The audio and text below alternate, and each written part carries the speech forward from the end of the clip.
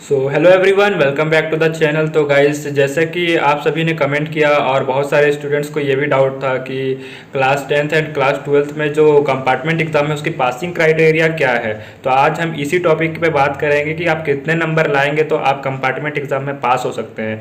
तो गाइस, बिना time waste के वीडियो में आगे बढ़ते हैं। तो गाइस, जैसे कि आप लोग पीडीएफ में देख सकते हैं, यहाँ सबसे पहले आप क्लास 10th की बात कर रहे हैं। तो मैं एग्जाम्पल में ले लिया हूँ साइंस का सब्जेक्ट, ठीक है।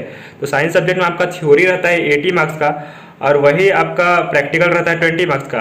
तो आपका थ्योरी और प्रैक्टिकल मिलाकर 100 मार्क्स का टोटल एग्जाम होता है। तो गाइस, मान के चलिए कि आपको प्रैक्टिकल में यहाँ पे 20 मार्क्स मिल गए, ठीक है। सो गाइस, जैसे कि आप लोग यहाँ पे देख पा रहे होंगे कि यहाँ पे टोटल जो आपको पासिंग मार्क्स चाहिए होता है 33, वो मैंने यहाँ पे लिख दिया है, और माइनस करके मैंने 20 प्रैक्टिकल माइनस कर लिया है।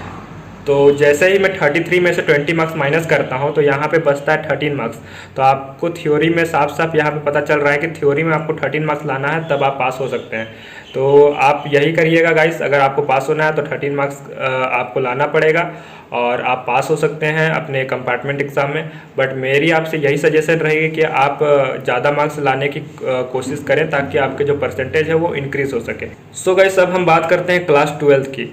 तो क्लास 12th और क्लास 10th में काफ़ी डिफरेंस है गाइस। तो क्लास 12th में जो है वो आपको 33% ओवरऑल नहीं लाना होता है। 33% आपको थ्योरी में लाना पड़ता है और 33% आपको अपने प्रैक्टिकल में लाना होता है, ठीक है।